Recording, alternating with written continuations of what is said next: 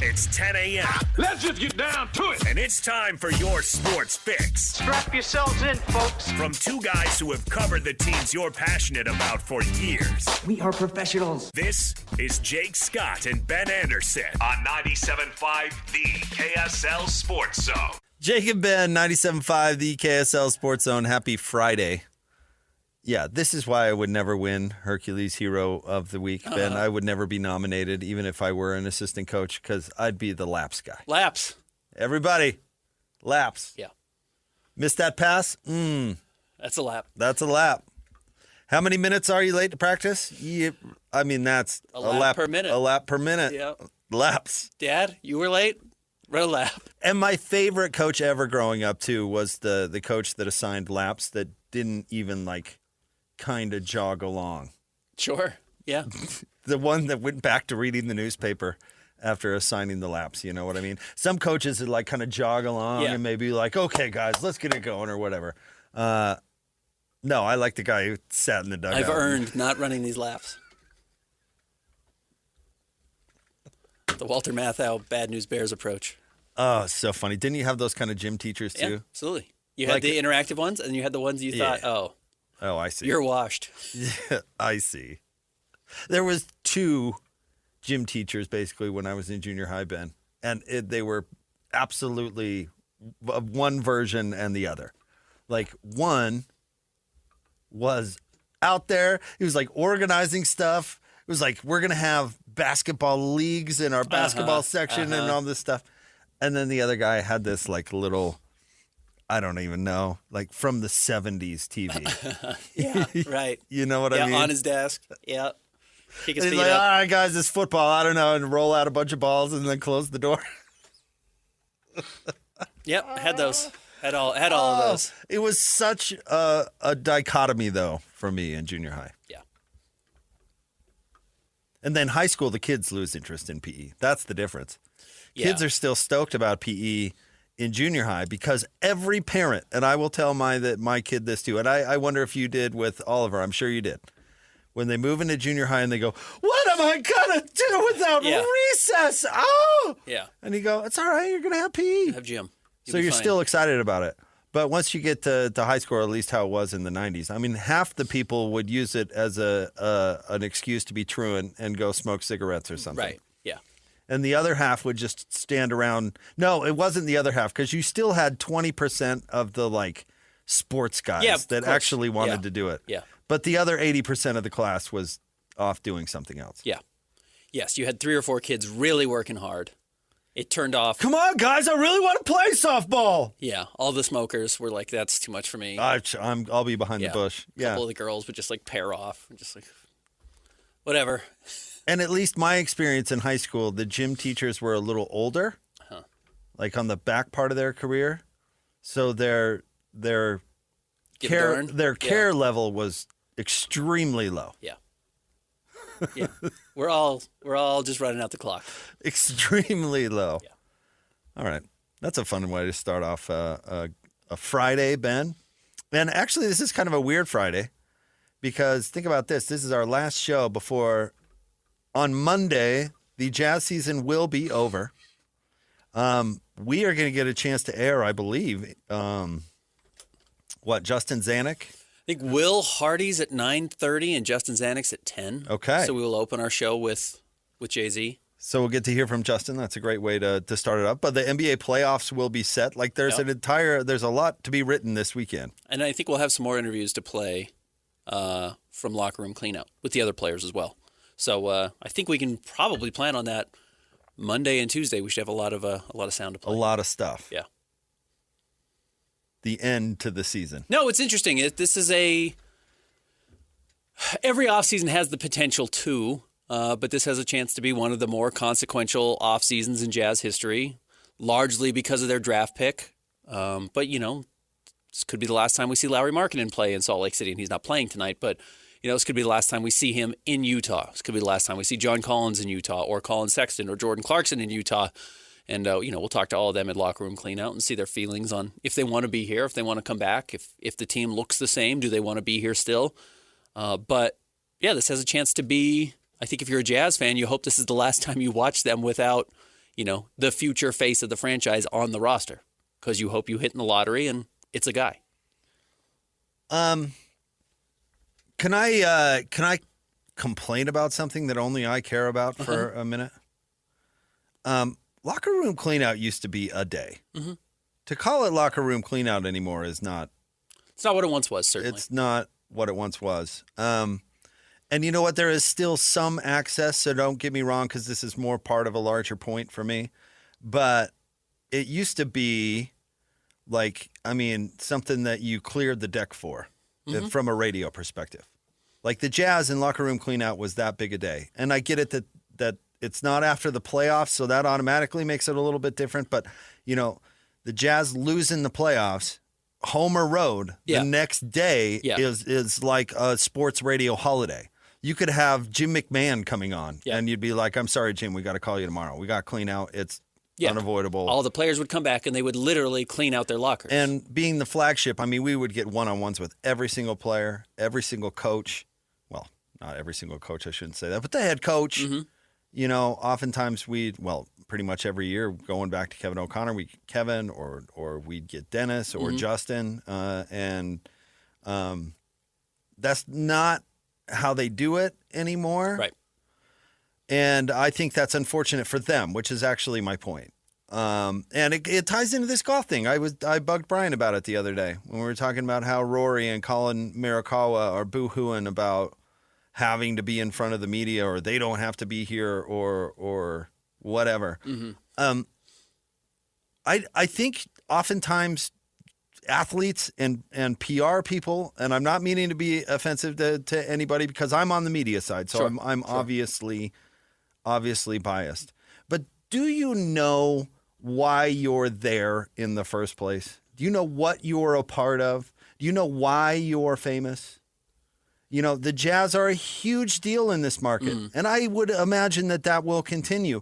But now there's hockey. Major League Baseball could be on the horizon, and that's competing with all the number of things that we're interested in our great community.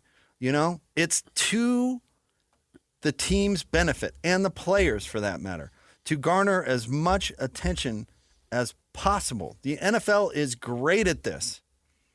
I think changing things to make them easier or to make them less, I hate to use the word, but I guess invasive on the player's time. Mm-hmm.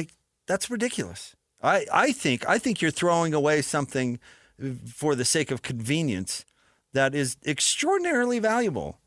Like Rory, I'm sorry you lost in devastating fashion. The world wants to see your reaction. Yeah, of course. The reason you're popular is because of the story. Yeah. It's because you lost. Right. And it sucks that it's happening to you, but you signed up for it, And maybe there's not a letter of the law that you have to talk to media, but believe it or not, it's in your best interest. Right. That's a chance for you to become identifiable to the fans that are watching you win or lose. Even your fans that are devastated for you want your reaction. It's better for you. And I'm sorry that your feelings are hurt or that it inconveniences you or you're embarrassed in some way. But that's what it is. That's the show. I totally agree with you. One of the things I think about a lot now in sports is because we talk about cats in the wall, which is basically what are unintended consequences of something you thought was a solution. And maybe the solution is still better, but you end up with a cat in the wall. And one of the interesting things right now about the NBA is to avoid teams from being able to tank the last game of the season, everybody plays at the same time, right? Yep. But you can't have everybody play at the same time in the evening because then the time difference of the locations really would alter things. It really messes things up. So everyone plays in the afternoon. It's 3:30 in the Eastern Conference, 1:30 in the West. By the way, this is a new thing. This is new. Yeah. Specifically because teams not were... Not this year, but this is a newish thing. I think it's the third year This is not how they've done it. In fact, you could make an argument that the Jazz and that debacle against the Clippers was a motivating factor. And they may have even used to do like two windows, like they do a morning session and an evening session, but all the games would try and overlap a little bit. But regardless, what happens when you play in the afternoon now? Everyone gets out at 5:30, and there's plenty of time to take your flight to your vacation destination. Like, honestly, now they would still do it in the evening if that's what they had to do, but there is plenty of time now for guys to get to either their hometown and then leave from there or whatever. But because all the games end at 4:30 or 5:30, it's easy to get to your next location instead of saying, well, I'm going to go home that night. And then, yes, the next day I'm going to come back, do my locker room clean out, and then leave from there, which is when we used to talk to the guys. That's not how it works anymore. That's one consequence of it. But the other, and the more harmful for the players, which I think is what you've been talking about, is that the last time we ever talked to Rudy Gobert as a member of the Utah Jazz was 10 minutes after Bojan Bogdanovic bricks a three that would have extended the playoff series against the Mavericks. And then we have to ask, hey, Rudy, do you want to blow up this thing you've been building for 8 years, or do you want to come back? And he's got all the emotions of what just happened in a specific game. 10 minutes ago, Not even, I went home, I slept on it, I gathered my thoughts, and now I can come back with a presentation. It's, I can come back with an act or prepared thoughts. And he didn't even have that. No. And not only that, it was, guys, we got to get Rudy out of this room that we're interviewing him so we can get to Donovan and ask him the same question, because their flights are in 25 minutes. They're headed to TAC Air or Millionaire or whatever it's called now for their private jet to take them elsewhere. And that was the divorce. That was the last time we ever talked to those guys. The last time we talked to Quinn Snyder, other than when he was actually retiring or leaving the Jazz. And that's not fair to them. I don't think that's fair to the fan base that invests so much and buys their jerseys and wants that opportunity to hear from those guys. So I'm with you. I wish we had a bit of a more traditional locker room clean out. We still have it. Still going to let you hear from all the players, but it's not held in the same fashion it used to. And it won't dominate like it used to. Yeah, I agree. And honestly, you make the most important point. It's the fans. It's not Ben Anderson and his giant ego who is demanding to talk to Rudy Gobert. It's Ben's audience. Yeah. It's the people that come to Ben for news or this show or this station. Right. It's a gathering point that's convenient because while, truthfully, I'm going to be here on Monday. So I'm not going to be there with Will Hardy at his press conference down at the Zions Bank Basketball Center. The truth is I've asked Will Hardy everything I need to ask him. I can talk to him again tonight. I can ask him whatever I have to. There's nothing I necessarily need to ask him Monday that I couldn't do or haven't already done. Yeah. But our listeners don't follow every game. They don't hear every question I ask in pre and post game. They don't read every article I have. But they know that they can go to one central point at the end of the season as a catch-all. It gives them everything they're looking for. And yeah, some of that's gone. You're right. And it's the thing is it's a really delicate dance because one honestly couldn't exist without the other. The media / fandom don't exist if there's nothing to cover. That is true. Sure. We are reliant on the Jazz in this case, but I don't mean to be picking on them. It's not a Jazz problem. But we can't, but we can do a radio show with very little from them, but we can't do a sports radio show with nothing to cover, no interest, so we are reliant on that. But if you play basketball in a forest and nobody knows, does it even take place? Yeah. So the other is crucial too. So how do you find the balance where you please your customers and you also flex your ability to control it because you are the product? It's like anything else.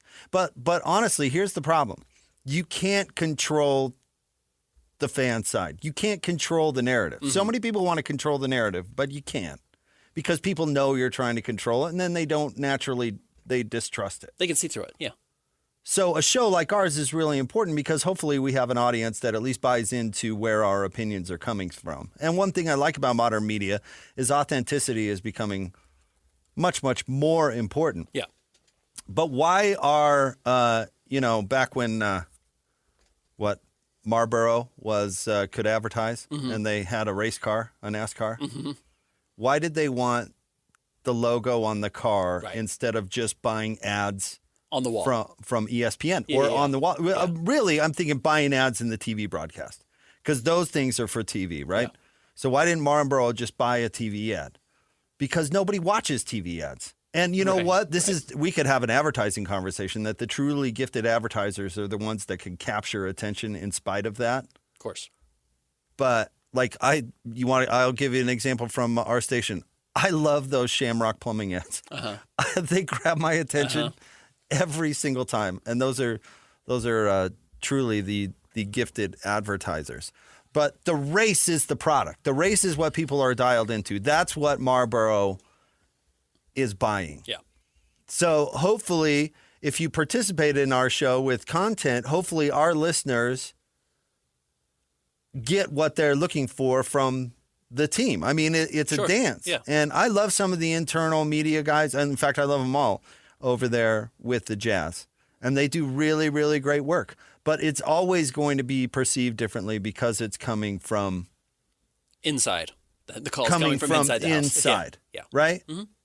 So that's just how people naturally perceive it. Yeah. But I don't get where franchises want to devalue that. And I believe it comes from it's inconvenient and they don't want to do it. Yeah, absolutely. As opposed to some strategy. Like, I get it that Coach Hardy, we made jokes about it when we talked to him at Media Day. Mm-hmm. I bet there are nights where he does not want to see your face. Of course. Most. You're asking him about investing in players or something like that, and he's like, you know what? I am right. I'm in tired hour of Ben 100 of my week. And his stupid scarves, and I do not want to do this. Right. But there are parts of your job that you've got to do for the greater good, even if it's not written in stone. Right. But yeah, I'm sure Jordan Clarkson, after a tough loss, doesn't want to do it. I'm sure Rory McIlroy, after imploding at the U.S. Open, doesn't really want to do it. Yeah. But there's a reason that you make zillions of dollars, and it's because you identify with fans. Your product lands with fans. We've talked about why sports is the greatest product ever, because you can treat your customers like complete garbage, but they're still loyal to you for some crazy reason. Mm-hmm. I had a buddy who texted me who's a Commies season ticket holder. Mm-hmm. He texted me yesterday that they had a jersey day or something like that. And they're all McLaren, and Daniels jerseys just everywhere. Yeah. Like, they still sold a ton of tickets. Dan Snyder still sold a ton of tickets. There are still tons of Commie fans, even though they treated their customers, their players, everybody like complete garbage for years. Somehow people are like, oh, yeah, go Commies. Dallas trades Luka Doncic, and everyone can't wait to go to the arena to chant Fire Nico. But they're going to the arena. You know, they can't wait to go to the arena to celebrate the team, to yell at the general manager who's messing up their team, but they love their team. Isn't that funny? Like, Ben, you're probably a Tropicana guy. Mm-hmm. You know, can you imagine if Tropicana was like, we're going to add 75% more water to our product? And you were such a Tropicana guy. You were like, I don't care that it sucks. I like the logo. I'm a Tropicana guy. I like the label on the bottle. Yeah. What other product, honestly, is like that? There isn't. Nope, there's not. Because people love sports, and then they identify with teams, and then they project things and all this unhealthy stuff that, thank goodness, people do, because it's what's created this world. The sports world is worth zillions of dollars, and it's all part of it. I don't think the Jazz's sellout streak has ended, but it doesn't take a genius to go inside the building and recognize, though all these seats might be sold, they are not filled. You know, there are not 18,000 people at every game, but there are 15,000. And that's what's crazy to me still. And tonight there's going to be 18,000. Yeah. There's going to be every single one of those seats tonight's going to be full, despite the fact that the Jazz are 2 games away from finishing with the worst record in franchise history. I think they're going to finish with 17 total wins on the season now. It's been not a good product this year. Let me tell you, and this is my definitely jokey comment, so don't get me wrong, but to the Jazz, you're welcome. You're welcome. From me personally, who's been doing this for 20 years, you can go through a 17-win season where you go months without winning at home and still sell a ton of tickets. You're welcome. I'll let you take that one. I did that. That was you. The Jake Scott Show. No, I'm completely joking. Well, not completely, I guess, but I am joking, of course. But it's a compliment to the fans. Uh-huh. You know what? And it's a compliment to Jazz teams and organization members and all that have come before, that they built something that could withstand a season like that. And there's still enthusiasm. You know what? All the tank note people were mad about the game the other night. You know who wasn't mad about the game the other night? Everybody in that building. Everybody. Cheering, excited. Every three that fell, they went crazy. Every missed free throw from the who did they beat? The Trailblazers was a celebration. The free chicken was a celebration. People want to embrace it. They do. Why would you run from that? Yeah, I know. There's the fear that there's going to be a drop in season tickets internally with the Jazz next year because they had such a bad season. There was kind of an expectation, from my understanding, get Cooper Flagg and they're going to triple. Yeah. You know what I mean? Well, I'll say even if they don't and those go down, the Jazz will never be Atlanta. No, Miami, right. No, it's not. No, ever gonna Atlanta, happen. nobody ever goes when they're good. Right. I mean, can you imagine when they're bad? Have you seen attendance at, do you remember like in between Paul Millsap and the current version of the Hawks, Trey Young? God, I don't know why his last name was escaping me. There was some real garbage. Right. Dozens of people went. Yeah. Internally, they didn't sell any season tickets. Right. You know what I mean? Right. The Jazz won't be that. Yeah. That's not their position. People are passionate. They're into it. It's what makes the Jazz fan base really so great. But again, I reiterate, you're welcome. If it wasn't us giving attention to it, you know? And if there wasn't a demand for it, it wouldn't require the attention. Like, it's all interconnected. Yeah, it's symbiotic. I would give advice to Danny Ainge. He should talk more. I think what Tom Homo did at BYU, as long as we're criticizing BYU legends, where he just made his media availability like once or twice a year and invited everybody so he could knock it out in an hour. I mean, at least he did it. That's why I think Mark Harlan's the best athletic director in the state of Utah. Oh, man. Okay. You found the exception to what I'm talking about. There's some times where it's just not. Absolutely stolen from us. We were excited about being in the Big 12, but tonight I am not. I am we not. We want more of that. Honestly, I do. Right. If you want to do that. I said this at the time. I said, it's great for me. Why would I ever take that microphone away from that? Doesn't make me doesn't mean it was a smart thing to do. See, he has figured out the equation. You're right. You're right. Maybe I've underestimated this man. He doesn't need us. Oh, no one asked him a question. He found a microphone. And he just started talking. He didn't need us at all. We're making news tonight, boys. He has cut us out of the situation. Yeah. I don't know. That's a random way to go for the first segment. Apologies, but it has been on my mind. I mean, I honestly didn't love locker room cleanout day. It's a hectic, it's a lot of hectic work. day. It's a lot of work. Yeah. And it's a lot of interviews, and it's a lot of putting up and taking down and all the things. It's like, but it's super valuable. It was super valuable. It dominated everything for an entire day. We're talking like 9 a.m. to 9 p.m. Mm-hmm. We will still have coverage again. But it's not the same. It's a little different. Yeah. All right. Stay tuned. More next. Jake and Ben, 97.5, the KSL Sports Zone. Hey, bro. You hear us every day with our crazy opinions. Hey, what you doing? Well, now it's time to hear from you. Hey, great show. Download the KSL Sports app and fire off your thoughts with the call-in tab on the bottom of your screen. Your show is fantastic. It's the one that captivates me the most. You can tell PK to stop singing. G-Bang! Let Jake and Ben know what you really think of the Jazz. Woo! Tell Hans and Scotty about your favorite barbecue spot or what color of tie JJ should be wearing on TV. The best entries will be played on the air. Download the KSL Sports app now and hit the call-in button to let your voice be heard. I think you guys do an incredible job. This is 97.5, the KSL Sports Zone. It's time to break down the biggest stories of the day. This is the top 3 stories of the day on KSLSports.com. 97.5, the KSL Sports Zone. Jake and Ben, 97.5, the KSL Sports Zone. Jake Scott, Ben Anderson. It is time for the top 3 stories of the day at KSLSports.com, sponsored by J. Brooks Jewelers. Cherish your love with J. Brooks Jewelers. Explore their expertly crafted engagement rings made from the finest materials. J. Brooks Jewelers. All right, Christian, where do you want to start today? Number 1, man, they gave us a fun one. It was a shootout, but ultimately Utah Hockey Club, they lose their final home game of the season.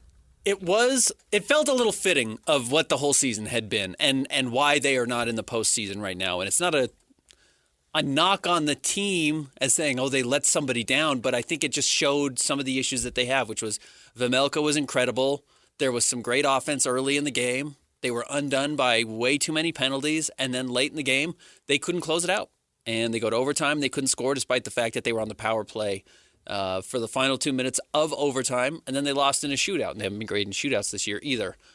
So it just felt like a little bit of an appropriate microcosm of what the whole season had been, unfortunately, and signs that this team still needs to upgrade their talent, upgrade internally, and come back next year looking to compete. Can they let Veggie rest now? I would hope so. He did win team MVP, so at the end of the season. I don't know, is this every NHL team? Or is this just something new? We'll have to ask Cole about this because I don't know if every team does this, but they give out team honors. We'll talk to Cole coming up at 11:30. Vejmelka did win team MVP for the year, and I think that's probably accurate. He carried a lot of weight this year. Like all of the weight? Yeah.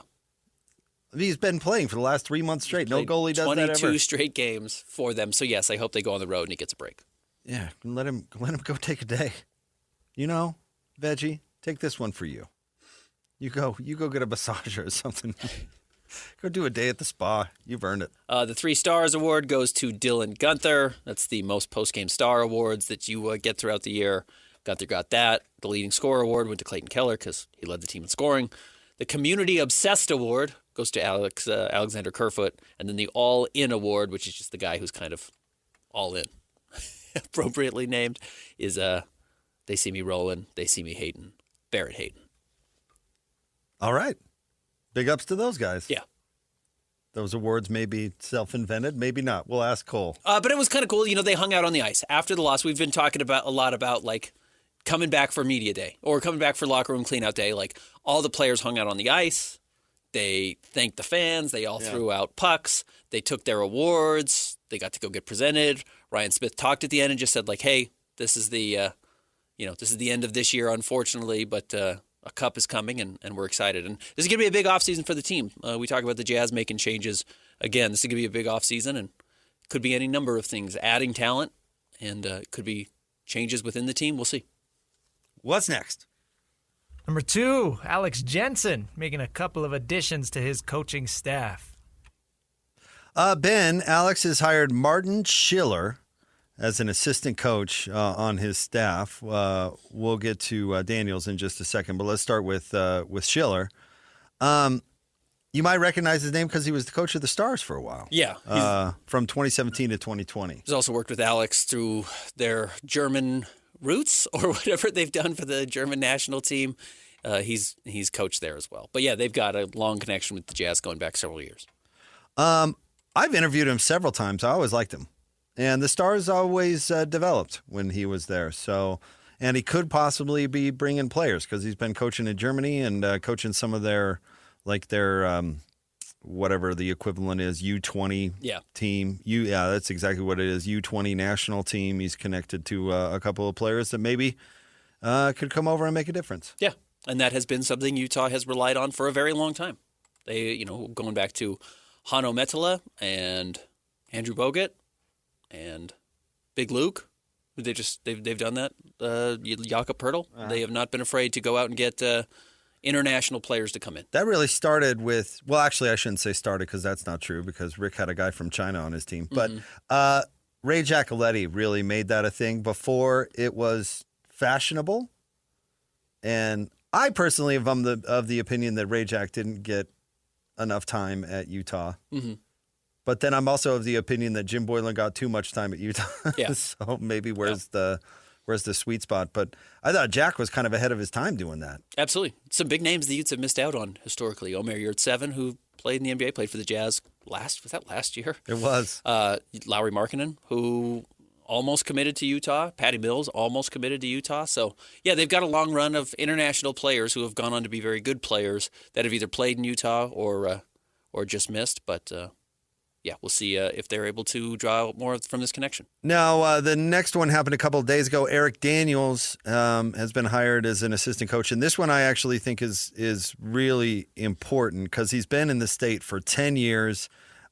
He was up in Logan, so he's making the move back down. He's the son of Donnie Daniels, which is nice because everybody loves Donnie Daniels, myself included. But more importantly, this is your in-state guy. They needed an in-state. They needed a college guy. They needed an in-state guy. And I would guess that doing this for 10 years here in Utah, Eric is pretty dialed in on the connection standpoint. Eric is a guy who is just around. I feel like I've seen him at Jazz games. He's just around. He's just one of those guys. And He's a basketball that's guy. a lot of what coaching is. I know there's way more to it than that, but it's like, are you connected? Do you know everybody? Do you know the players on the Jazz? Do you know all the coaching staffs around the state?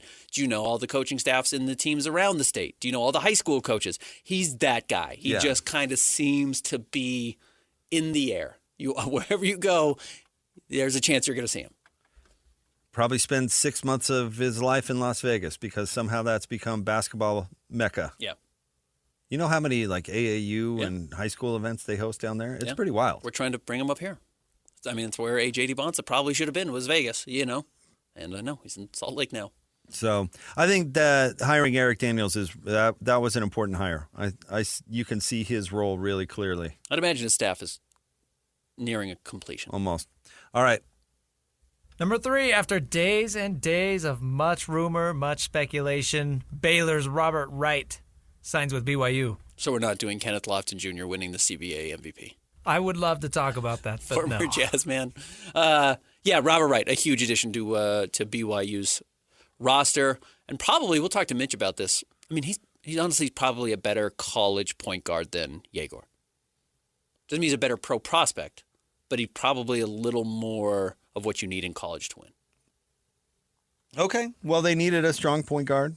There's no doubt with how things were moving. So we'll see how it goes.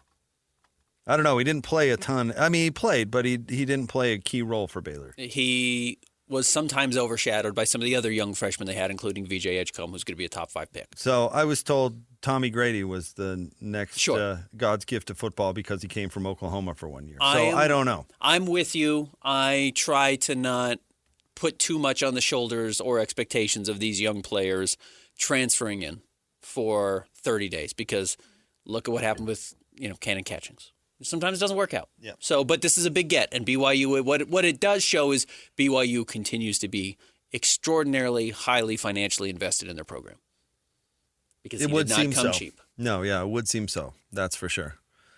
And yes, shout out to Kenny, MVP of the Chinese League.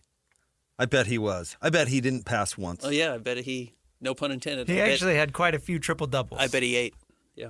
Oh, man, the assist can be a selfish stat, Christian. Have you learned nothing from this show? Russell Westbrook? No, I got you. I just, 25.2 points, 12.6 rebounds, 6.5 assists, 1.6 steals. Let Kenny cook. China's been good for him. All right, caller number 12 right now, 801-575-ZONE. Super excited about this. You can win a 5-pack of tickets to go see the Bees take on the Aces tomorrow afternoon at the brand new America First Square. We've been encouraging everybody to go check out the new ballpark, and this is your chance to. If you're caller number 12 right now, 801-575-ZONE. The Big Tariff. It's the new nickname for Kenneth Lofton. For Kenny? The Big Tariff. Over there dominating. Just cooking. Getting paid. American exports, getting paid in China. Is Kenny going to be tariffed? He's kind of an American export. Yeah, absolutely he is. I hope so. 104%. I hope he makes 145% of his salary over there. Wow, that stinks for Kenny. No, I hope he makes that much. Oh, no. The one I'm talking about, the American goods going in. Well, they pay tariffs. I don't know how tariffs It's not, work. yeah, apparently not. They pay them. China pays them. So they're paying him 145%. For what they're paying. Ben. All right, we're going to stop this right now. He exported himself. So he gets the tariff, is how it works. I don't think that's how it works, no. All right, stay tuned. More next. 97.5, the KSL Sports Zone. This is DJ and PK. In college at San Diego State, a guy texts in, my neighbors the U's thought about naming their son after Marshall Falk. Thought about it? Why didn't they do it? You're not catching on, Dave. What's their last name? You're just so yeah, naive you're right. here. Yeah. Well, I was going for Marshall U. No. Oh, I got it now. Sorry. My bad. You're so freaking naive, Dave. This is why we love you. You're not exactly a street smart guy. Marshall U's not that bad. No. I think it's more the last So you really name. like the Thunder and Herd, do you? Catch DJ and PK mornings from 6 to 10 on 97.5, the KSL Sports Zone. Whether it's the Jazz, Utes, Cougars, or Aggies, these guys have got you covered. Time to eat, fellas. You're locked on to Jake Scott and Ben Anderson 1, 2, 3, move it. on 97.5, the KSL Sports Zone.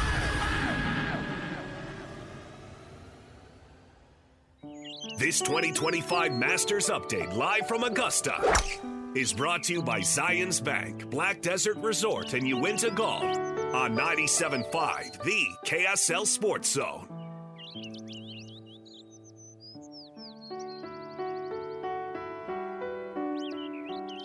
Jake and Ben, 97.5, the KSL Sports Zone. The Masters is in progress. Day number 2.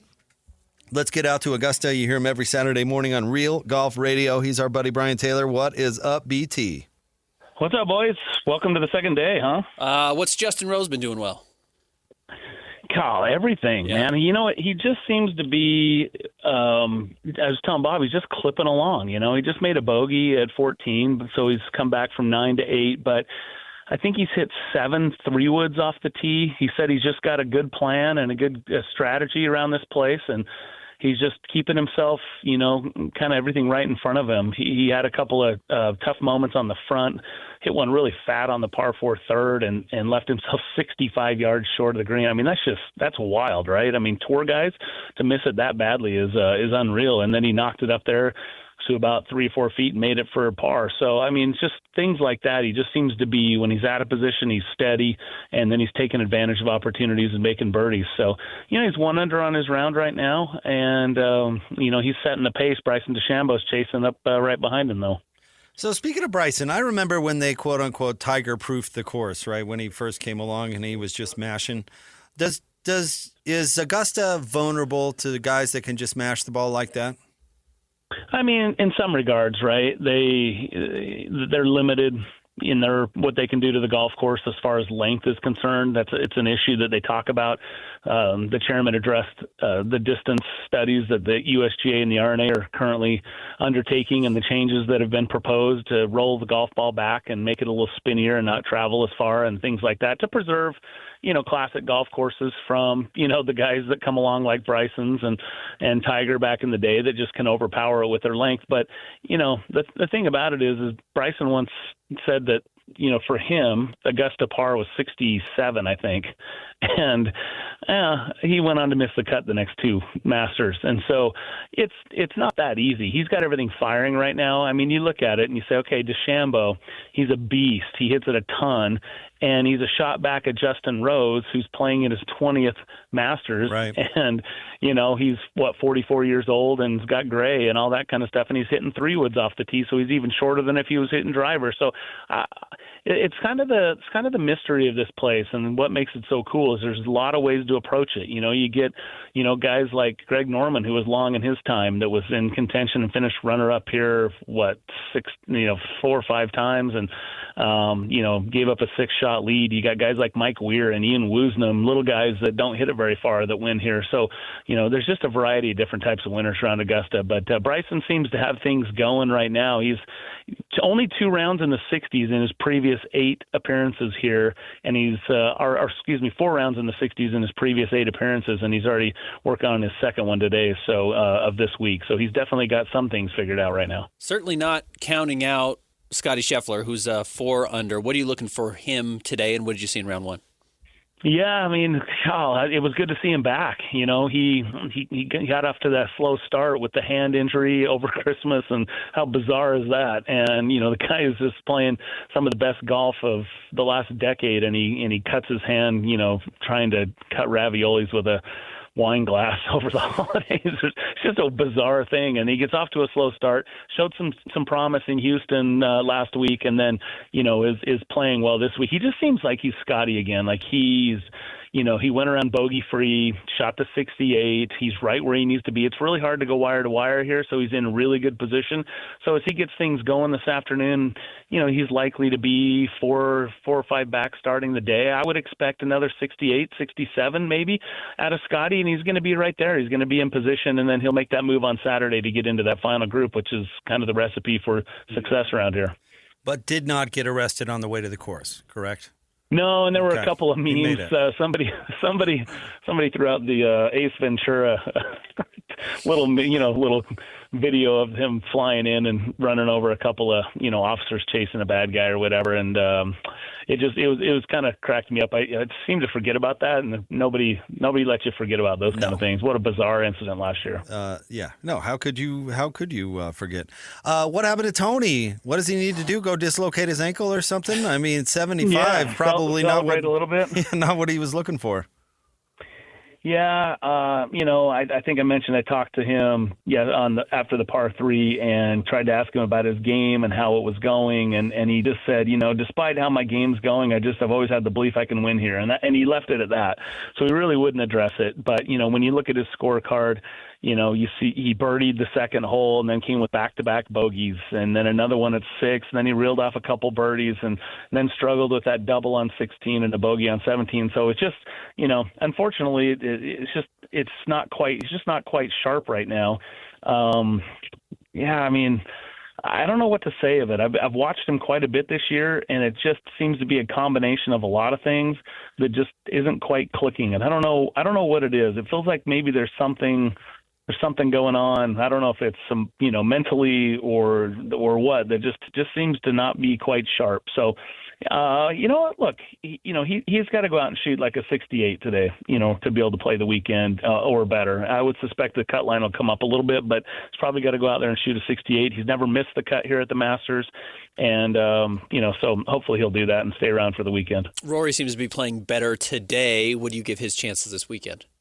Yeah, he's settled, right? That's a lot of pressure that he's playing under right now. Everybody's talking about Rory, and he had it going yesterday. It was literally, he was in position, and those 2 double bogeys late just undid an absolutely otherwise brilliant round of golf, and he was right where he needed to be. So he's fighting. He's 2 under through 10 right now, tied for 13th. I would think, I'm looking at Matt McCarty, who won the Black Desert Championship. He got off to a tough start today, went double bogey, and then reeled off some birdies and is making a charge. He shot 35 on the front. Rory shot 35 on the front. Rory made a nice birdie at 10 to go to 2 under, and McCarty is 4 under, I think, on the back now. And so there's birdies to be had out there. Rory McIlroy is a more accomplished player, certainly, than what Matt McCarty is. So I think Rory's going to have to do kind of that same thing. Take advantage of the par 5s on the back 9, keep it out of trouble, and, come in, drop a little 67 or something and get right back in this thing. And, maybe that'll settle the nerves and give him a chance to make a run on the weekend.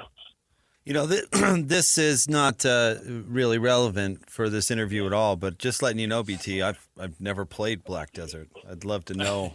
Somebody. What that experience is like. I've never had it, so. You still have my cell phone? I still have it. Yes, of course. It's what's funny is I know somebody who's been in my cell phone for a long time because the name written in there is usually a nickname, and it's all written in caps. So, yeah, I've got it right here. That's the way it was done? BT, both in caps. So it's been there for a long time. You know how it works, right? You just got to hit that message button next to it and set up a time. They'd be happy to have you down there, man. Oh. It's a cool place. The ladies are about 3 weeks away. Yeah. It's going to be a fun event. It's super exciting. Don't discount what the ladies can provide for some entertainment down there. I'm excited, and so we'll be there all week, and hopefully we'll see you guys around. But I'd love to have you come down. You got to check it out. It's really amazing what's been done down there to a otherwise desolate place. It's the pool's open now, and to see people out there just splashing around and laying out in the middle of that lava rock's pretty sick. It's the hot sports radio convo was always what's the next, is the NHL coming or Major League Baseball, but also we talked forever about when will the PGA come.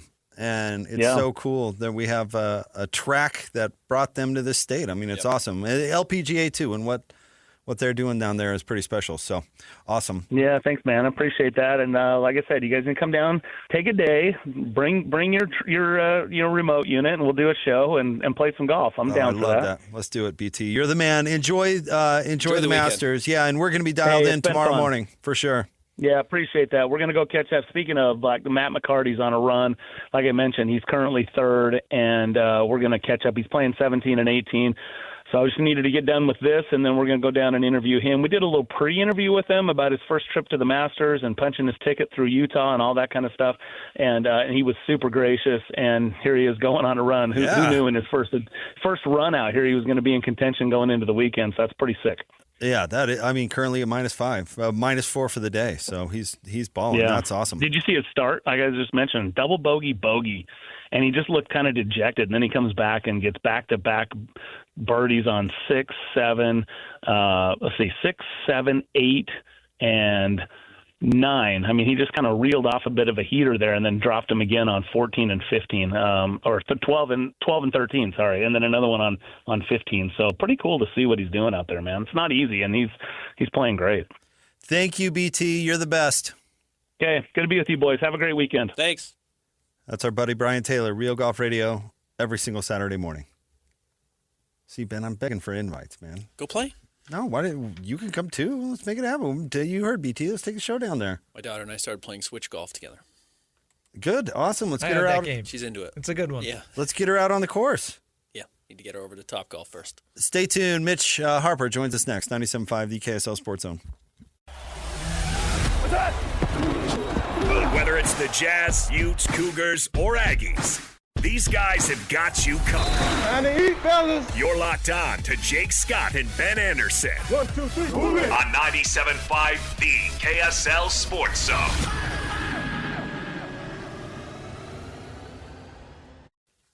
I love stories like that. This is so funny. All right, Jake and Ben, 97.5, the KSL Sports Zone. Want to remind you can win big every Wednesday right here on this station with Win Ticket Wednesday. Next Wednesday, Ben, check this out. You can get tickets to go see Cyndi Lauper August 14th at the Utah First Credit Union Amphitheater. It's her Girls Just Want to Have Fun farewell tour. Get tickets now at livenation.com or listen to the KSL Sports Zone all day on Wednesday for your chance to win. Yeah. It's a great show. She wrote a great musical. She was in that Netflix thing, the We Are the World thing. If you haven't watched that, that was pretty entertaining. Speaking of entertaining, joining the show now, he covers the Cougs for KSLSports.com. He's our buddy Mitch Harper. What's going on, Mitch? Hey, what's up, guys? Happy to be on. Never seems to be a slow day when it comes to covering BYU. Certainly BYU basketball now, including the news and report yesterday that Robert Wright is joining the team, stepping in to replace Yegor Demon. Can you give us some backstory on this move and then what he means for the team?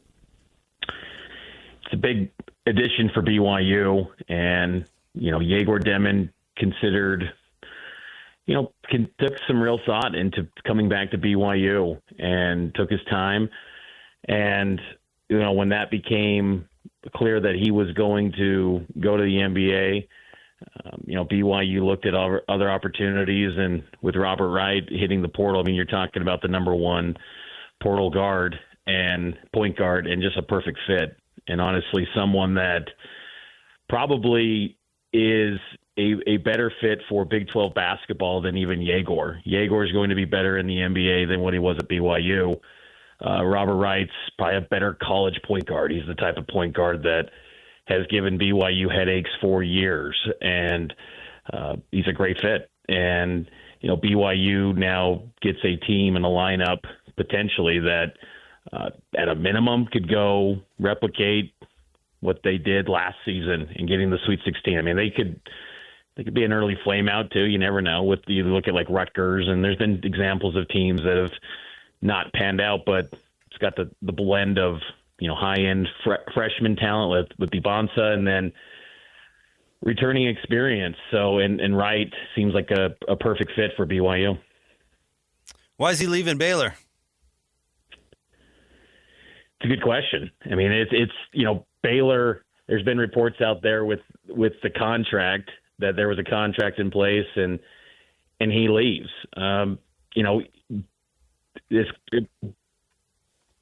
Sorry about that. my dog here. But yeah, there's with BYU and Baylor. I mean, it'll be interesting to see what ends up. How this all comes out to be. But as far as his exact reasoning, that's really not clear. I mean, it's other than he just got into the portal, and is why he left that reported contract. Haven't heard from his camp on that, so that's going to be something that be working to get more info on that. A.J. DeBonce is certainly the biggest name BYU's landed. I'm not going to try and change that. That's not the story at all. But teams win in the transfer portal. The players you bring in the transfer portal now in college basketball are how you win. Now, A.J. is going to be probably their best player. I don't want to discredit how good Richie Saunders is at the college level right now. But I think if BYU can continue to kill it like they are right now in the transfer portal, that bodes as well as getting the number one overall recruit, because truthfully, we know BYU's not going to get the number one recruit every year, but if you can compete for the biggest transfers, you're going to stay relevant regardless of what happens with your true freshmen. No question. And if you can get roster retention too, those are going to be big pieces going forward, for BYU. But if you can be a player for, 5-star transfers every cycle, you're going to be in the mix to be a team that can contend for the Big 12 on an annual basis. So, yeah, the roster building that BYU is putting together is impressive. And I don't think anyone a year ago at this time would have thought that was possible. You think of, less than 2 years ago, they're losing a guy in Quez Glover, who's kind of a third school and 3 years guy. He bolts midsummer for Kansas State, a Big 12 foe, and it was all over NIL. And now fast forward, that was according to Mark Pope, who went on the record and was saying it's 35-40% of his job is spent on NIL, and he's got to rally the troops better. And they lost that guy, and he was just kind of a rotational player. And now fast forward to now, you're getting the number one point guard, 5-star prospect in the 2024 recruiting cycle, number one point guard transfer. It's big time stuff, and it levels the expectations, and BYU should embrace that and expect this group to deliver big time results that they haven't experienced in program history. So quantify that, Mitch. What is the expectation, do you think? It's got to be you're chasing the Final Four. You're chasing for a national championship. That's what the BYU should be looking for. At the low end, you're getting to the second weekend, but there shouldn't be any, kids' gloves on this. Like, they got to go win. They got to go all chips in. When you got, a senior in Keba Keita coming back, Richie Saunders hasn't formally announced anything yet, but he was at Yegor Demon's presser, and Kevin Young almost spoke in a way that Richie seems like a guy that would be retained, but he has to make that decision clearly. But, he comes back with DeBonce, with Robert Wright. You got Mihailo Boskovic, Brody Kozlowski, someone that, they view could have some potential in the program, a former 4-star recruit in his own right. It's let's see if BYU can really take that next step, because now, Kevin Young has college basketball experience under his belt. He kind of knows the tendencies of how games are officiated, how kind of the ebbs and flows of a season and all the, practices. I think that was a shock to the system for him and some of his pro background assistants, that it is a lot of practices compared to, just always playing games and developing through games that they were doing in the NBA. It's a different model in college basketball. Now they have a little bit of experience. They have a feel for handling groupings in a 30-game schedule compared to an 82-game slate. So all of that experience paired up with, to me, the most talented potential starting lineup in BYU history, expectations should be sky high. And that's going to be the expectation. I had BYU in my, way too early number 2 spot in the Big 12 power rankings behind only Houston. And, Houston loses Arsenal. They bring in Pop Isaacs, who was in some respects a BYU killer when he was at Texas Tech. But, Houston's going to be really good. I mean, they're going to be excellent next season again. We'll see what happens with Milo Suzan if he goes to the NBA. But BYU's right there to contend for a Big 12 title. Looking at this roster, how close is it to being complete? You got a few spots left. It'll be really interesting to see when you kind of forecast what that starting lineup could be. You look at it right now, and I think the thought would be, getting a stretch 4, but that is an expensive market. Bigs in college basketball command a lot of money in the portal. And so I could see a scenario where you're looking at BYU starting 5 being, Kaba Keita at the 5. Maybe you play DeBonsa at the 4. To me, he's more of a 3 because I just think that's where he's best served. But you play him there, and then you go with Richie Saunders, maybe Dawson Baker at the 2. And then at the point guard spot, Robert Wright, and some of the key guys off the bench with Boscovich and, as I said, Kozlowski, and but they're putting together the pieces. It's a year where you're only going to have 15 roster spots, assuming that the rev share settlement it gets cleared and signed off. That you have a hard cap at 15 roster spots, so that could send some walk-ons potentially packing unless. That gets cleared up and walk-ons can be grandfathered in. We'll see if that's a slow phase out, but about 2 or 3 spots remaining. But your key rotation is starting to come together with the addition of Robert Wright. Mitch, it was a little over a week ago, but you projected the post-spring depth chart, which I found interesting. I'm curious, what stood out to you while you were going through that exercise? Was there anything that was particularly relevant or surprising? I think for one of the big things is that, BYU's got some good top-end talent, and they got good depth, too, solid depth. I think there's still some questions about, can BYU football put together, all-conference guys at the key spots, like with quarterback, with Jake Retzloff. Can he be the best QB in the league? Because we saw last year, in order to win the Big 12, you got to be the best quarterback, and Sam Leavitt was. And, this year it's Leavitt, Sawyer Robertson comes back, Dampier with Utah, and I think, Retzloff's in there. Those are some of the best quarterbacks in the league, and Hoover's still there. But, I think that's one of the things that really stands out to me is can these top-end guys that look primed and ready to take big leagues forward, do they do that? Because, there's a fine margin in the Big 12 between 11 wins and 5 wins. You saw that last year with the Kansas game. And, Kansas looked every bit as good as BYU. And that was a 5-win football team, and BYU was an 11-win team. So they have got to take big steps forward. I think the offensive line is going to be key for BYU. And even though they lose some personnel, and a lot of people will talk about losing Connor Pay, losing ETN, losing Braden Keim, I think they're going to be okay there. Isaiah Jada is going to be a real star for them at left tackle. That's become kind of the standard of what you expect now at left tackle for BYU, is that they're going to be an NFL type, an NFL prospect when you consider, Brady Christensen, Blake Freeland, Kingsley Suamataia, Caleb Etienne. They've all been NFL prospects. And Isaiah Jada takes that spot. He'll anchor that left tackle position. And then Bruce Mitchell seems ready to be that center. He got game reps last year. He was excellent at that spot. He'll take over for Connor Pay. And then you've got some questions on the right side, but Austin Leausa started in the Alamo Bowl. I look at him to be the starter, even though they brought in Andrew Gentry from Michigan. Gentry didn't, play any snaps due to recovering from an injury in spring. Spring's critical. It really takes on, following this as long as I have, spring ball is critical to establishing that 2D. We don't see many surprises anymore, as far as taking over that starting role. You can go from second string to first, but that continuity on the starting 5 is pretty critical, especially at a position like offensive line. And I thought Leausa did a really nice job there. And then a sleeper guy that no one really talks about, but he'll be an impact guy for BYU. Kyle Safaricik from Southern Utah comes in with 2 years of eligibility remaining. I look to him to be BYU starting right guard. But BYU's got options, and defense is going to be really good too. I think that's going to be the strength of this team, and I think they got a lot of optionality there as well.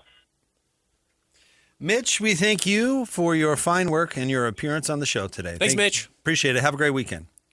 Thanks. Take care. That's the one and only Mitch Harper. A lot of excitement at BYU athletics, and rightfully so. Yeah, there should be. Bringing back a quarterback is always a big deal. Really competitive, obviously, in the Big 12. Basketball is As exciting as it's ever been. Bounds. Well put. Yeah. As exciting as it's ever been. Yeah. So, who's big man on campus next year? What? Who's going to be the AD? I'm asking that same question. Who's BMOC at BYU? Honestly, Ben, why haven't they hired an AD? I should have asked Mitch this. Shoot. Maybe we'll text him or something like that. Why haven't they made that announcement yet? No, I'm asking athlete. But. Well, I'm asking something way more relevant. Who's going to be the boss? You think that's more relevant? Yes. Who's going to run? Fans don't care.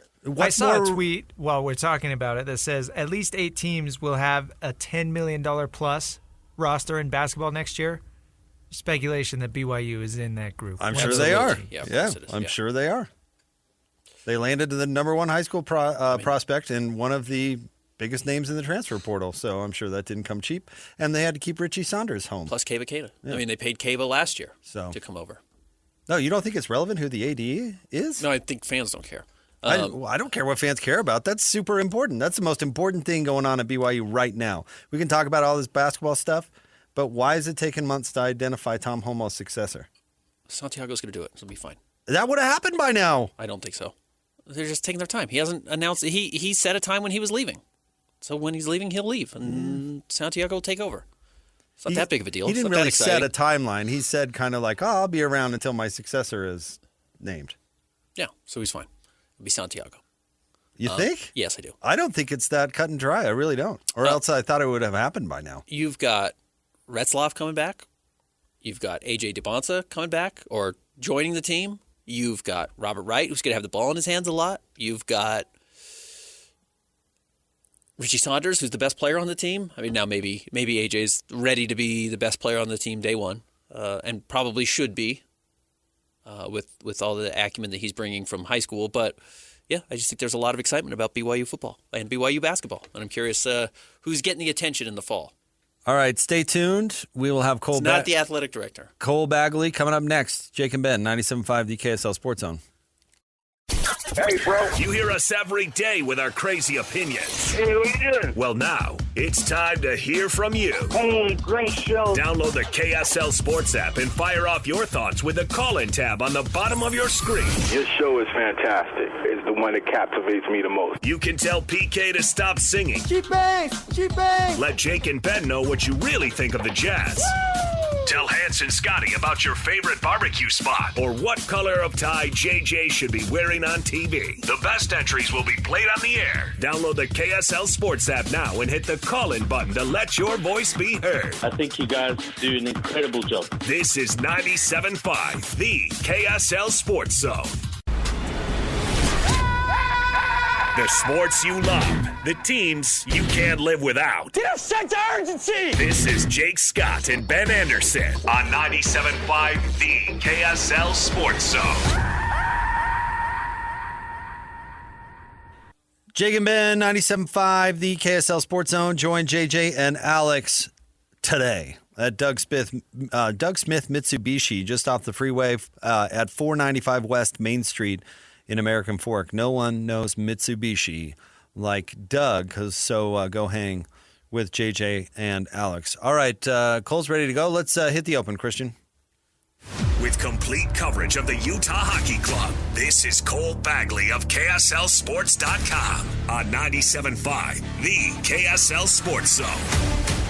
His appearance on the show is brought to you by Hercules First Federal Credit Union, growing stronger together. Hello, Cole. Hey, guys. How you doing? Doing well. Your marathon is quickly coming to an end. Last home game last night for the Utah Hockey Club. They fall, unfortunately, in the shootout. But what has been a good showing this year, I think, was still pretty encapsulated with the tough loss last night. What did you make of how they've closed this season, even once they were eliminated from the playoffs? Yeah.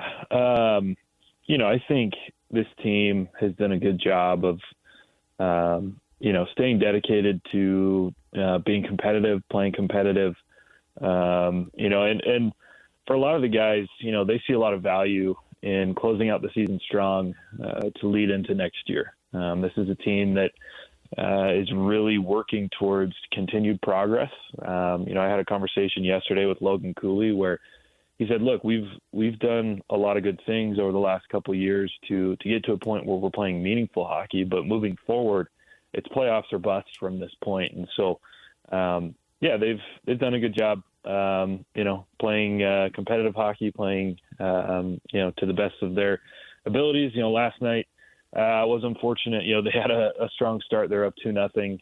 And, unfortunately they did let Nashville back into it, but they still managed a point. And I think they put on a good performance overall for the fans. And it was a fun night, as they celebrated, the first season in Utah Hockey Club history.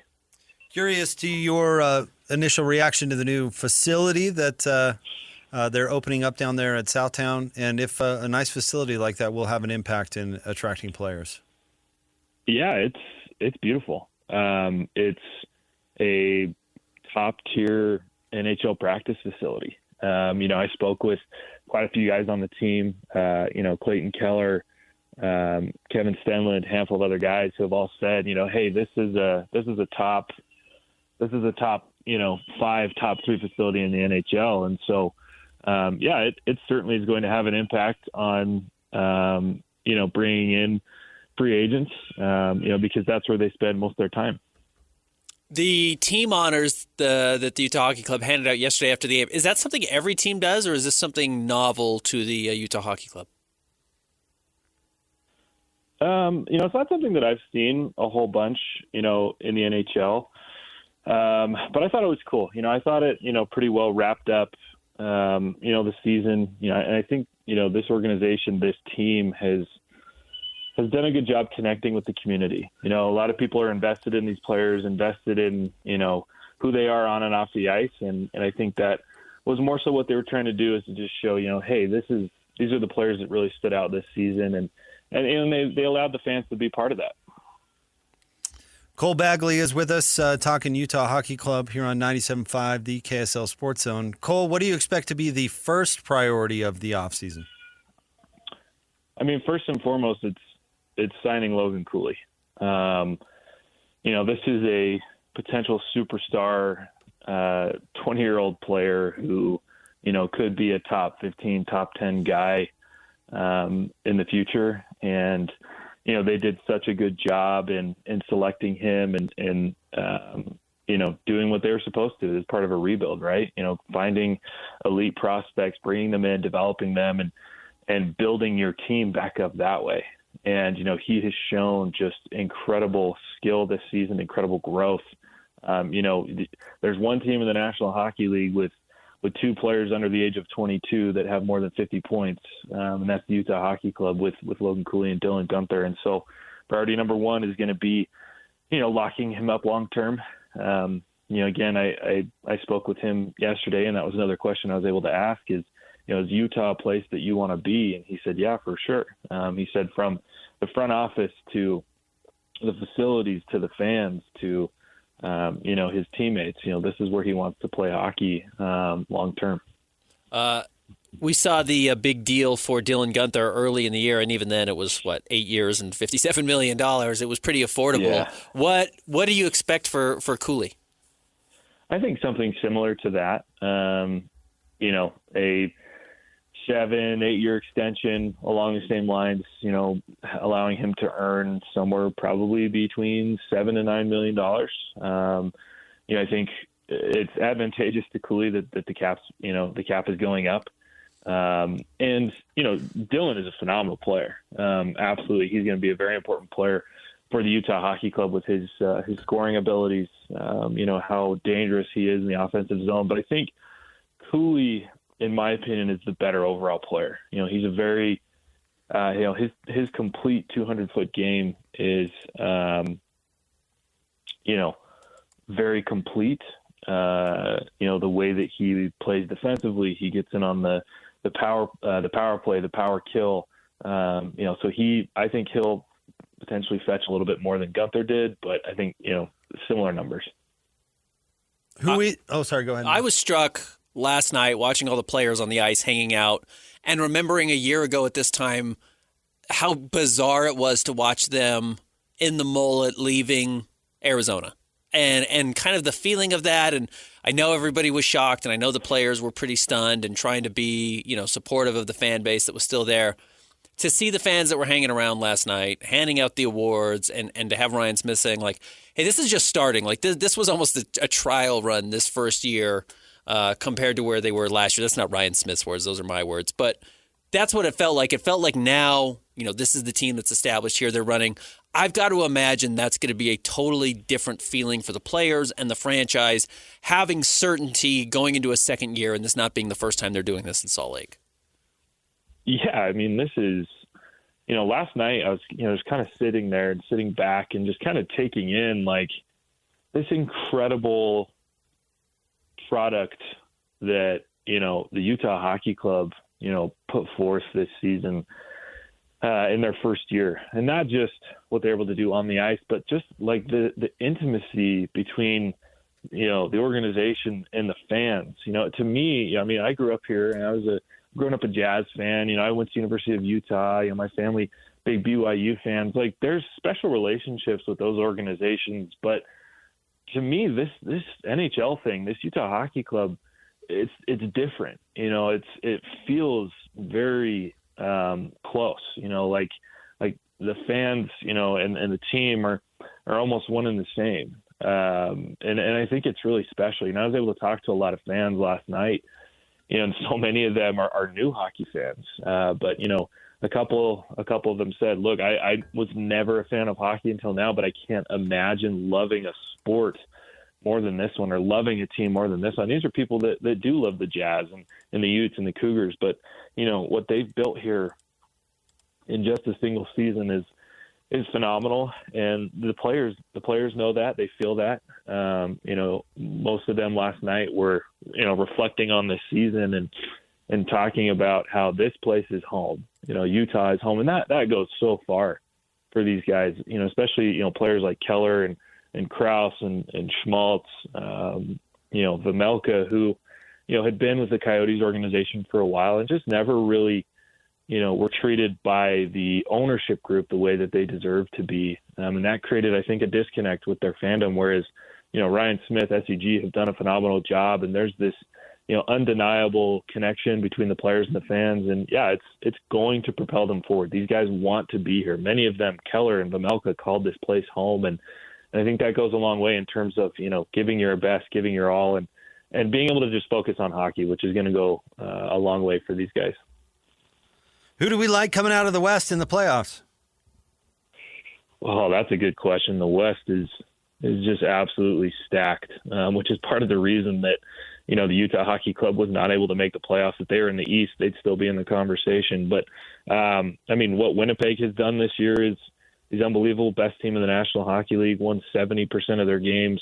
Their goal differential is a league best plus 87, and obviously the best goaltender in the world. And Connor Hellebuck, I like their chances, but Dallas isn't far behind. They're just 6 points back, and they might have the most talented offense, especially with adding Mikko Rantanen at the deadline. Vegas, of course, is always dangerous at 105 points. The Kings could be a dark horse. I mean, this thing is just anybody's game, and that's what is so fun. About the NHL is the parity, and you never know what's going to happen. I mean, St. Louis is arguably the current best team, or at least playing the best hockey of anybody in the NHL right now. So, it's tough that Utah won't be in the postseason, but I would highly encourage any hockey fans in the state of Utah watch these playoffs because, you'll get a taste of what makes the postseason incredible and why teams, are pushing for it every single year. Cole, thank you for coming on. We appreciate you and all of your fine work. Hey, thanks, guys. Good stuff this year, Cole. Thanks. All right, there you go. That's our buddy Cole Bagley. Covers the Utah Hockey Club for KSLSports.com. 3 games left, all on the road, but a very successful run. What was nice is they figured out their early season woes at home. They could not win at Delta Center to start the year, and they were so good on the road. I think it was Gunther yesterday who said that they were a little starstruck playing in front of all these fans and having that type of energy and expectation. And they have since figured that out and became very strong late in the year playing at home, last night excluded. But I'm excited. I'm excited to see what year 2 looks like. And, I mean, the arena's going to be different next time we see them. They're blowing off half the arena this offseason, and then they'll blow off the other half next year. So this is going to be a major change. We talk about the Jazz playing their last game tonight as well. It's going to be a totally different environment a year from now for both teams. The trucks have already started lining Trucks up are over here. They've already closed off the media entrance. Yeah, they did that a while ago. Yeah, so I think that's got to be part of, where the beginning starts. So we'll see. I'm curious to see how it all looks. We haven't seen plans of what it's going to look like. There's been talks. I've heard some things behind the scenes of what they want the behind the goals to look like, but we haven't seen it fully. They're doing the project like my buddy John used to do house projects, and that's you do the demo first, and figure it out after, and then you figure it out later. Like the idea that it's just going to be an open wall. You can just look in when you're driving down South Temple. You do the fun part first. Yeah. All the smashing. Yeah. And then the rest kind of takes care of itself. You'll figure it out. Yeah. All right. Stay tuned. We wrap up the show, wrap up the week. Coming up next is Jake and Ben, 97.5, the KSL Sports Zone. This is Hans Olsen and Scotty G. It's what you want. You know, I was babysat until 8th grade. Dolores Arnold used to babysit me every day after school. And Dolores? her husband, yeah. Like how you got 220-pound 8th grade hands. Can we not focus on that? You're like, hey, Dolores. Hi, Hans. I think it's funny the thought of a 8th grade Hans Olsen probably pushing 2 bills, sitting in and being babysat. You guys let me know when you're done so I can finish my story. Tell us more about Dolores. Anyways, her husband, Don, liked MASH. Sitting next to Don on the couch watching MASH. Hey, Don, can I borrow your shaver? Catch Hans and Scotty weekdays from noon to 3 on 97.5, the KSL Sports Zone. Who's got it better than us? Your home for the best sports coverage in Utah. You're listening to Jake Scott and Ben Anderson on 97.5, the KSL Sports Zone. Two amigos on the airwaves, talking sports.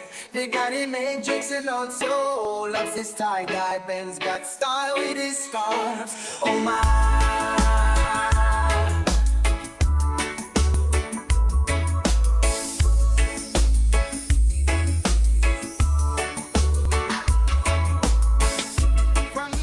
Jake and Ben, 97.5, the KSL Sports Zone. Jake Scott, Ben Anderson. This segment is brought to you by Peach Doors and Windows. Amazing home transformations begin with Peach, where 5-star reviews are the norm. Call them today for your free in-home estimate, 801-566-1255, Peach Doors and Windows. Ben, I got a story to run past you real quick. Okay. And we don't need to dwell on this, but the Masters is going on. Is this a situation that can make a bad thing worse? Let me ask you that. Like, you can miss a game-winning shot in the NBA, but if you miss a layup like what's his name did the other night, Tamani Kamara, that makes it way worse, right? Okay, let's see what's this dude. Nick Dunlap, who is an amateur. I think he won the U.S. Amateur and qualified for the Masters, and actually I think he is technically on tour. But in his first round at the Masters, Ben, he shot a 90. Wow. Which is terrible. It's not a Just good the score. 11th golfer to fail to break 90 in the first round of a major tournament after he carded an 18 over 90. Now, listen, golfers have bad days. I mean, it's just a bad day. Yeah. He's an amateur at the Masters. Yeah, you yeah. know, like you expect it. But get this. Did not have one 3-putt. No. He's closing the holes well. But I think that makes it worse. Yes. Generally, that's where you lose your score, right? Right. If you come in with a 90 and you're like, man, I 3-putted every green. Like, yeah, right. Just didn't have the putter going. Didn't have the putter going. Yeah. This guy didn't 3-putt one green. So that meant he's in the water and the woods all day? Yeah. Like, isn't that way worse? Slicing those drives. Yeah, he was all over the place.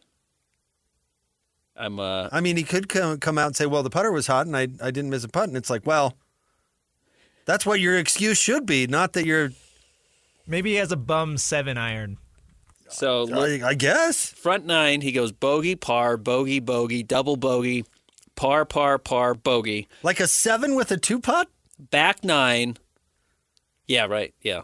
Tough to get to the greens. Back 9, Par, double, double, bogey, bogey, par, double, bogey, double. He doubled a par 3, but had a 2-putt. He must have hit it in the water. Yeah, he must have. It was all over the place. Who among us? No, he did that on 2 par 3s. Hole 12 and hole 16.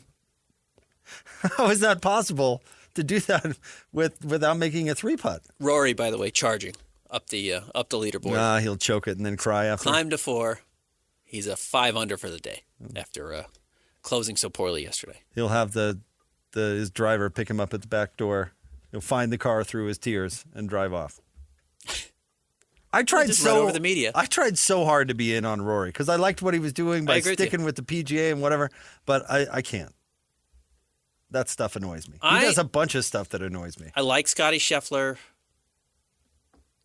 I don't know if there's anyone else I care about in golf right now.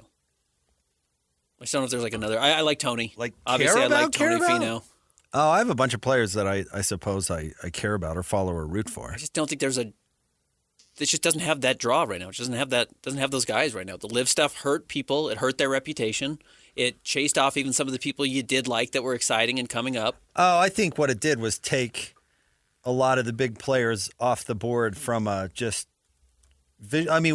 opened the show talking about the media's role in promoting sports and, all that. These live guys just fell off the planet. Yep. That's the problem. You get the occasional update or whatever, but the live tour is just not on the sports radar. But like Cameron Smith seemed like a cool up and coming young player and was exciting. He's gone. John Rahm gone. Like a lot of these guys are gone. It's hurt the sport. We were talking to Hatch off the air, of course, Jake, part of our RSL broadcast. I think Major League Soccer made a huge mistake by going with just Apple.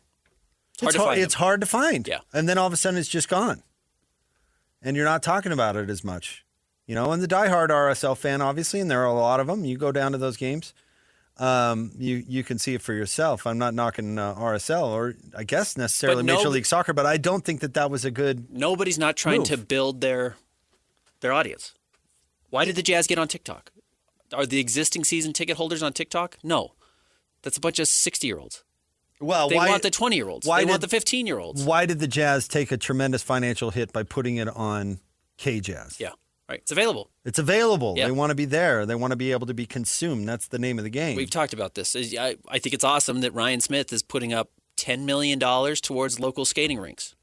But also that money's going to come back to him ideally if he builds out a base of NHL fans in 8 to 15-year-olds whose parents are going to watch hockey and then take the kids to the games because you get 2 free tickets every time you sign your kid up for hockey and then you become a lifelong fan.